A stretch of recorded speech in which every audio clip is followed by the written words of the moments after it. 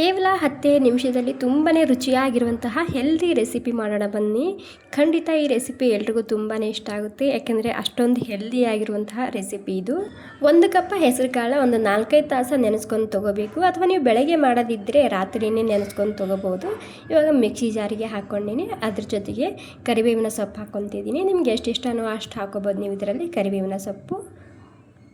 Okay ನೋಡಿ, ಅದ್ರ ಜೊತೆಗೆ ನಾನಿಲ್ಲಿ ಹಸಿ ಶುಂಠಿ ಹಾಗೆ ಫ್ರೆಶ್ ಆಗಿರುವಂತಹ ಒಂದು ಅರ್ಧ ಕಪ್ ಆಗುವಷ್ಟು ಕೊತ್ತಂಬರಿ ಸೊಪ್ಪು ಸೇರಿಸ್ತಿದ್ದೀನಿ. ಹಾಗೆ ಖಾರಕ್ಕೆ ರುಚಿಗೆ ಬೇಕಾದಷ್ಟು ಹಸಿ ಮೆಣಸಿನ್ಕಾಯಿ ಹಾಗೂ 1 ಕಡ್ಡಿ ಬೆಳ್ಳುಳ್ಳಿ ಹಾಕ್ಕೊಂಡಿನಿ. ಬೆಳ್ಳುಳ್ಳಿ ಇಷ್ಟ ಇಲ್ಲ ಅಂದರೆ ಸ್ಕಿಪ್ ಕೂಡ ಮಾಡ್ಬೋದು. ಇವಾಗ ಇದಕ್ಕೆ ಸ್ವಲ್ಪ ನೀರು ಹಾಕ್ಕೊಂಡು ಸ್ಮೂತಾಗಿ ರುಬ್ಕೊಂಡು ತೊಗೋಬೇಕು. ಓಕೆ ನೋಡಿ, ಈ ರೀತಿ ಸ್ಮೂತಾಗಿ ರುಬ್ಕೊಂಡು ತೊಗೊಂಡಾಗಿದೆ. ಇವಾಗ ಸ್ವಲ್ಪ ಕೂಡ ತರಿಯಾಗಿರಬಾರ್ದು, ಸ್ಮೂತಾಗಿ ರುಬ್ಕೊಂಡು ತೊಗೋಬೇಕಾಗುತ್ತೆ. ಇವಾಗ ಇದರಲ್ಲಿ 1-2 ಕಪ್ ಆಗುವಷ್ಟು ಗೋಧಿ ಹಿಟ್ಟು ಹಾಕ್ಕೊತಿದ್ದೀನಿ. ಸೋಸ್ಕೊಂಡು ತೊಗೊಂಡಿದ್ದೀನಿ ಈ ಗೋಧಿ ಹಿಟ್ಟು.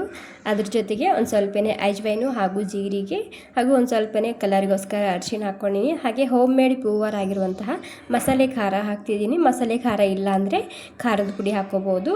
ರುಚಿಗೆ ಬೇಕಾದಷ್ಟು ಉಪ್ಪು ಹಾಕ್ತಿದ್ದೀನಿ. ಇವಾಗ ನಾವು ಮಾಡಿದಂತಹ ಈ ಪೇಸ್ಟ್ ಹಾಕ್ಕೊಂಡು ಹಿಟ್ಟನ್ನ ನಾದ್ಕೋಬೇಕು. ಸ್ವಲ್ಪ ಕೂಡ ಇಲ್ಲಿ ನೀರು ಹಾಕ್ಬಾರ್ದು. ಈ ಪೇಸ್ಟ್ ಹಾಕ್ಕೊಂಡೆ ಹಿಟ್ಟನ್ನ ನಾದ್ಕೊಳ್ಳಿ. ಈ ಪೇಸ್ಟ್ ಎಷ್ಟು ಮಾಡ್ಕೋತಿರಲ್ಲ ಅದಕ್ಕೆ ನೋಡ್ಕೊಂಡು ನೀವಿಲ್ಲಿ ಈ ಗೋಧಿ ಹಿಟ್ಟು ಹಾಕೋಬೋದು ಇದರಲ್ಲಿ. ಇವಾಗ ಇದಕ್ಕೆ ಒಂದು 4-5 ಚಮಚ ಬಿಳಿ ಎಳ್ಳು ಹಾಕ್ಕೊತಿದ್ದೀನಿ. ಕರಿ ಎಳ್ಳು ಇಷ್ಟ ಇದ್ದರೆ ಅದು ಕೂಡ ಹಾಕೋಬೋದು.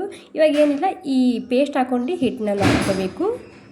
ನಾರ್ಮಲಾಗಿ ಚಪಾತಿ ಹಿಟ್ಟು ನಾದ್ಕೊತೇವಲ್ಲ ಅದೇ ರೀತಿ ಇಲ್ಲಿ ನಾನು ನಾದ್ಕೊತಿದ್ದೀನಿ ಹಿಟ್ಟು. ಇದನ್ನು ನೀವು ಬೆಳಗಿನ ಬ್ರೇಕ್ಫಾಸ್ಟ್ಗೆ ಅಥವಾ ರಾತ್ರಿ ಊಟಕ್ಕೆ ಅಥವಾ ಮಧ್ಯಾಹ್ನದ ಊಟಕ್ಕೆ ಕೂಡ ಮಾಡ್ಕೋಬೋದು. ತುಂಬ ಹೆಲ್ದಿ ಆಗಿರುತ್ತೆ, ಹೊಟ್ಟೆ ತುಂಬ ತಿನ್ಬೋದು ಮತ್ತು ತುಂಬಾ ರುಚಿಯಾಗಿರುತ್ತೆ. ಖಾರ ಉಪ್ಪು ಇದರಲ್ಲೇ ಇರೋದ್ರಿಂದ ಇದನ್ನು ತಿನ್ನೋಕ್ಕೆ ನಿಮಗೆ ಚಟ್ನಿ, ಪಲ್ಯ, ಸಾಂಬಾರು ಏನು ಬೇಕಾಗಿಲ್ಲ, ಹಾಗೆ ಕೂಡ ತಿನ್ಬೋದು. ಓಕೆ, ಕೊನೆಗೆ ಇದಕ್ಕೆ ನಾನು ಒಂದು ಸ್ವಲ್ಪ ನೀರು ಹಾಕ್ಕೊಂಡು ಹಿಟ್ಟನ್ನ ನಾದ್ಕೊಂಡಿನಿ. ನಾದ್ಕೊಂಡಾದ್ಮೇಲೆ ಇದಕ್ಕೆ ಒಂದು 10 ನಿಮಿಷ ರೆಸ್ಟ್ ಮಾಡೋಕ್ಕೆ ಬಿಟ್ಟಿದ್ದ. 10 ನಿಮಿಷ ಆದಮೇಲೆ ಇಲ್ಲಿ ಮತ್ತೆ ಒಂದು ಸ್ವಲ್ಪ ನಾದ್ಕೊತಿದ್ದೀನಿ. ಇವಾಗೇನಿಲ್ಲ, ನಾರ್ಮಲಾಗಿ ಚಪಾತಿ ಹಿಟ್ಟು ಹಿಡಿತೇವಲ್ಲ ಅಷ್ಟೇ ಹಿಟ್ಟು ನಾನಿಲ್ಲಿ ತೊಗೊಂಡಿದ್ದೀನಿ. ಮತ್ತು ಇಲ್ಲಿ ಒಣ ಹಿಟ್ಟು ನಾನು ಗೋಧಿ ಹಿಟ್ಟು ತೊಗೊಂಡಿದ್ದೀನಿ. ಇವಾಗ ಇದನ್ನು ರೌಂಡಾಗಿ ತೆಳ್ಳಗೆ ಲಟ್ಟಿಸ್ಕೊಂಡು ತೊಗೋಬೇಕು. ಸ್ವಲ್ಪ ದಪ್ಪ ಇದ್ರ ಭೀ ನಡೆಯುತ್ತೆ. ಖಂಡಿತ ಟ್ರೈ ಮಾಡಿ ನೋಡಿ ಒಂದ್ಸಲ, ತುಂಬಾ ರುಚಿಯಾಗಿರುತ್ತೆ, ಹಾಗೆ ತುಂಬ ಹೆಲ್ದಿ ಕೂಡ ಈ ರೆಸಿಪಿ.